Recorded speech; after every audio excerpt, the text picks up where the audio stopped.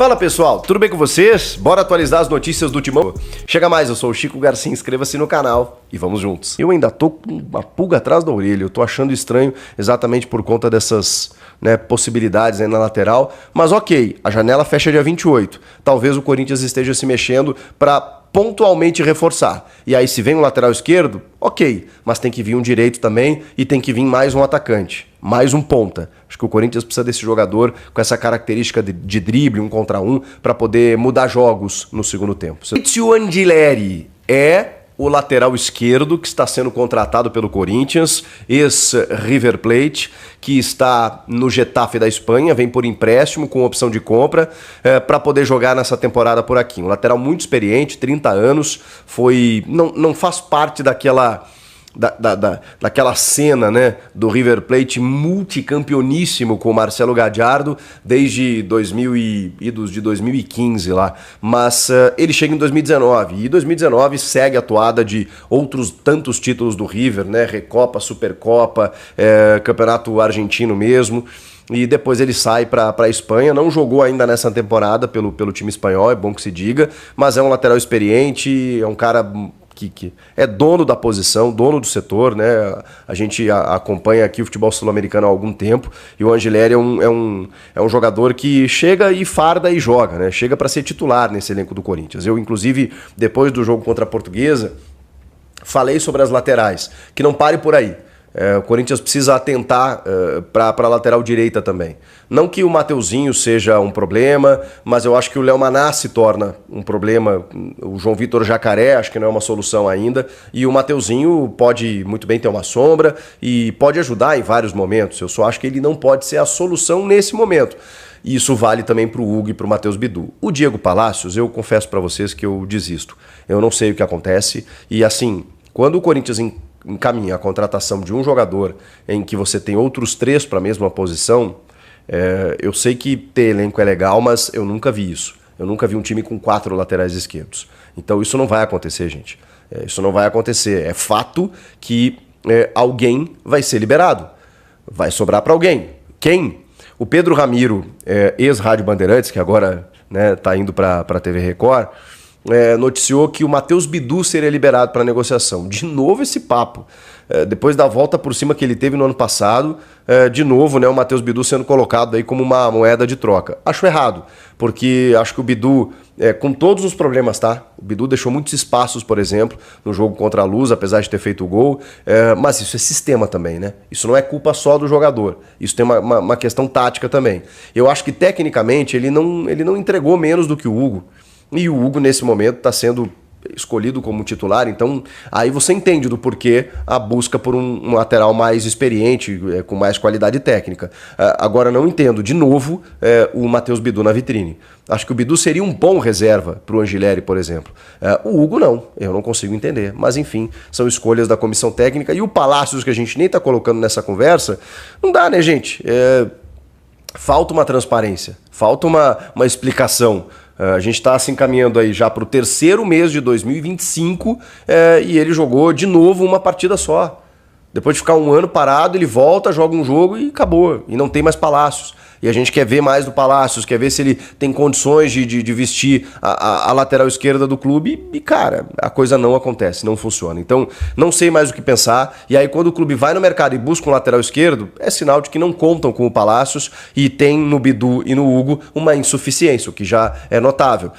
Agora, se eu fosse escolher todos eles, o Bidu é a moeda de troca, aí eu não concordo muito. Essa é a informação do Ramiro, vamos ver se ela se confirma na prática, né? Porque as coisas mudam lá dentro, né? Às vezes a informação vem lá de dentro mesmo, daqui a pouco, né, o próprio Bidu foi colocado na vitrine para ser negociado com Goiás, Vitória, não quis, ficou, terminou a temporada titular e bem.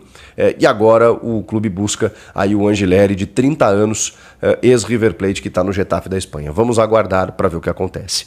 Quarta-feira tem jogaço, Universidade Central da Venezuela, que não está bem no campeonato venezuelano. Aliás, é a estreia dos caras na Libertadores. O Corinthians vai para a sua 18ª participação. Então, vamos entender que há uma diferença significativa, né? Eu sei que o futebol tudo é possível, mas vamos lá, né? O Corinthians, com o que está jogando aqui no Brasil, tem condições de ir lá e já conseguir uma vitória para voltar numa condição muito favorável semana que vem na Neoquímica Arena e aí sim confirmar essa passagem para outra fase eliminatória, para só depois chegar na fase de grupos. O Universidade Central, ele é o 6º colocado do Campeonato Venezuelano. Nesse ano jogou pouco, né? Eles têm 5 partidas, o Corinthians já tem 10, mas o Corinthians rodou bem o elenco, então acho que a minutagem foi muito bem feita, essa gestão física foi muito bem feita pela comissão técnica do Corinthians, e o Universidade Central, eles têm 5 jogos apenas e só uma vitória, tá? Que foi justamente agora na sexta-feira pelo Campeonato Venezuelano. Os outros jogos eles empataram ou perderam, estão vivendo uma instabilidade, uma fase difícil, então assim, vamos lá, né? Dentro de um campeonato venezuelano, os caras são 6º colocados, não dá para imaginar dificuldades, né? Ainda mais com o jeito que o Corinthians está jogando, com afirmações, com o seu time titular indo muito bem, né? Yuri, Memphis, Garro, Thales Magno sendo uma alternativa, podendo começar o jogo se quiser, podendo ser uma peça para segundo tempo, tanto faz. A defesa me parece estar sendo fixada aí pelo André Ramalho e o João Pedro Choca. As laterais aí a gente está falando, tem dúvidas, né? O meio-campo ele tem muitas opções, né? Tem Martínez, tem Ranieri, o Charles também me parece um jogador insuficiente, mas ele tem Rian, tem Alex Santana, tem Carrilho, e aí tem Rodrigo Garro, Igor Coronado, tem Romero, Yuri, Memphis, Thales, aí não dá para contar muito com Pedro Raul, Héctor Hernandes, enfim. Então, você veja que assim, eu cito vários jogadores, e aí eu faço uma vírgula em alguns, né? O Kaká zagueiro, o Charles volante, o Pedro Raul atacante. De resto, o Corinthians tem um time bom e boas opções. O Corinthians trabalhou nesse domingo, mesmo depois do empate contra a Portuguesa, claro, só para quem não jogou mais de 45 minutos, né? Para quem jogou, aí faz aquele regenerativo e tudo mais, mas já há o posicionamento, já há um indicativo. Na segunda-feira, na tarde, viaja num voo fretado para Caracas, na Venezuela. Na terça-feira, realiza mais um treinamento lá em solo venezuelano. E na quarta-feira, entra em campo para poder encaminhar já, né? Começar a encaminhar essa classificação para a próxima fase eliminatória da Libertadores, para o Corinthians chegar na fase de grupos. E aí sim, a gente poder entender que o Corinthians pode pensar em algo maior. Será? É muito cedo ainda para a gente pensar em qualquer coisa. Foco na quarta-feira, com uma preparação que já começou, time bem no Paulista, classificado já, líder geral. O São Bernardo venceu, né, no fim de semana, então, né, chegou a 22 pontos, o Corinthians tem 26.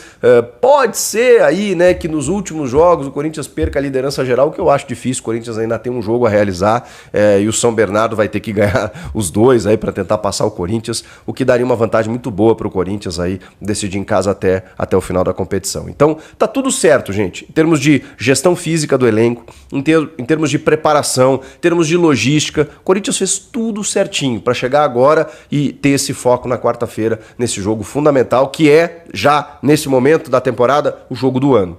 A gente tem que encarar dessa maneira para que o Corinthians avance sem sustos. Aí, final de semana tem Paulista de novo. Semana que vem, carimba essa classificação, se tudo der certo. E aí já pode pensar na próxima fase. E aí, o que vocês estão achando disso tudo? Gostaram da contratação do lateral esquerdo? Salve, fiel, salve, nação corintiana, tudo bem com vocês? Meus amigos, lateral esquerdo aí, Fabrício, foi confirmado aí, um novo reforço do Timão em 2025, tá? O primeiro, né, de muitos, com certeza, porque o mercado da bola sempre se movimenta, né, os bastidores são... Ou seja, cada clube, pessoal, tem um departamento que foca isso, então não é porque o Corinthians contratou antes que ele não vai contratar. Eu acho que a gente não precisa somente de um lateral esquerdo, a gente tem um déficit lá na lateral direita também. Tá, e como vocês sabem, em outros setores aí da equipe do Corinthians, tá? Então, o Fabrício ele chega para ser titular, tá?